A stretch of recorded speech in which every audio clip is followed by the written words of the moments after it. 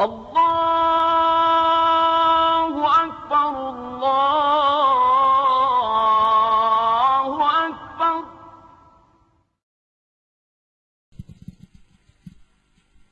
Assalamu alaikum wa rahmatullahi wa barakatuh.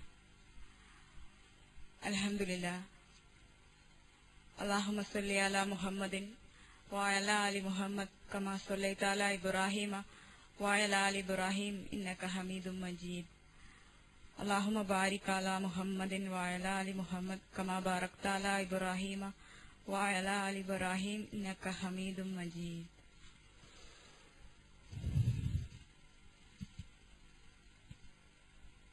Hope I'm audible to even the last row of the students in the audience.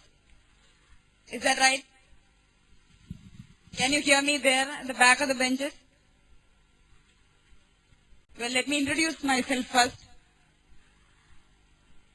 I'm Dr. MEENA. I'm a first year postgraduate student in the Department of Radio Diagnosis at Calicut Medical College. Today, I'm a married woman. I have a child who is 1.5 years of age.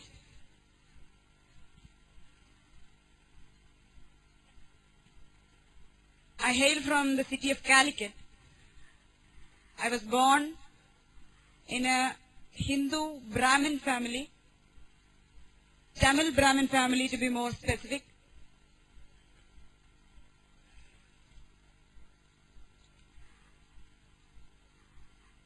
Initially, I went to Central School, Calicut.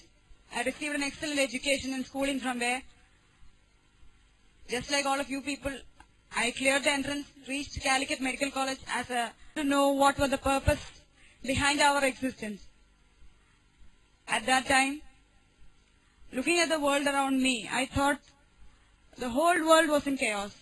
If at all there existed a God, he was unjust. He was cruel. He was prejudiced. He was all that the ideal God should not be. That was my concept when I was doing my third year. I wanted to know more about, just as what Deepak said, what is man, where did we come from, where are we going, is there God, what is he, what is his relationship with us, why are we living, where are we going, what should we do.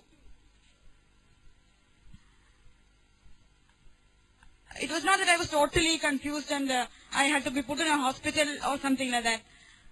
I was somehow, maybe because I grew up in an environment which was very stable. My parents were highly stable, loving people. And so I was able to continue my studies. At the same time, I started going for Gita classes. I thought I must be studying my religion first. Somehow I turned towards religions. I thought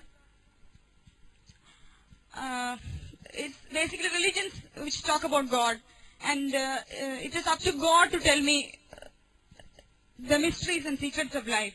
So I started learning more about Hinduism. Over my third year and in my fourth year during my MBBS course, I was trying to learn more of Hinduism through basically the Bhagavad Gita. By about my final year, say about 2 years since I started reading the books,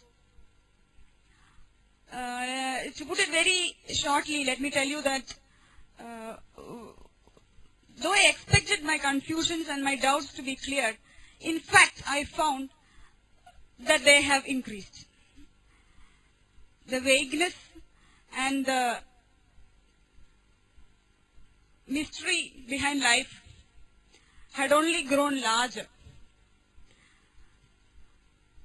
For that, for you people to be able to understand that properly, let me present you a short comparison between Hinduism and Islam.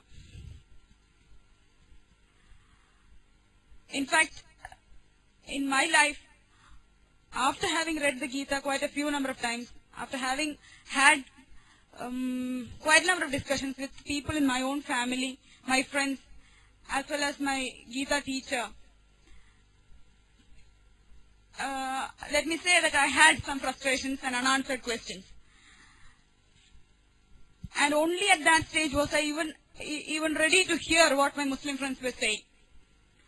Though in fact they had been trying to tell me about Islam right from the days of first year at college. I had never paid a proper ear to them. I had never given them a proper listening. Unlike what Deepak said, I really had good Muslim friends who lived lives like what the Prophet, may peace be upon him, has asked you people or Muslims to lead. And they would constantly be talking to me, my own friends. All of them were Muhammad the Rafiq, Muhammad Shahid, so many. So all of them were going on telling me about Islam. I never listened to them because I had my own superiority complexes about my religion. Further I was thinking, I'm learning more about my religion. I'll teach them what they should also be knowing. That was my thought process at that time. But actually when I went into the depths of the religious scriptures in Hinduism, more Bhagavad Gita, that is what I read, there were a few things that struck me. Regarding the concept of God, the most important and popularly believed and projected concept in Hinduism is one of Advaita. Advaita means Advaita, no two, രണ്ടില്ല, ഒന്ന് മാത്രം. അതായത് Maya. That is something which doesn't really exist. What really exists is only God. And God is there in me, in you. തൂണിലും തുരുമ്പിലും എന്നിലും നിന്നിലും എല്ലാറ്റിലും ദൈവം ഉണ്ട്. എന്തുകൊണ്ട്? അവന്റെ അസ്തിത്വം കൊണ്ട് അവൻ ഇതിൽ എല്ലാറ്റിലും ഉണ്ട്. ഇതാണ് അദ്വൈതം പറയുന്നത്. അപ്പൊ അങ്ങനത്തെ ഒരു അവസ്ഥയിൽ എത്തുമ്പോ one of the important problems that I felt in my mind is, whom do I pray to? I always wanted God to be someone who had more knowledge than me, more power than me, whom I could rely on, who would give me a sense of security, who would help me when I had my problems, who would answer my prayers. But now, when Advaita told me that I am God, I was left in a situation where I couldn't pray to anybody. Now, for a moment, contrast it with what Islam tells you about God. Surah Ikhlas, 114th chapter, 112th chapter in the Holy Quran. It says, A'udhu billahi minash shaitanir rajeem, bismillahir rahmanir rahim.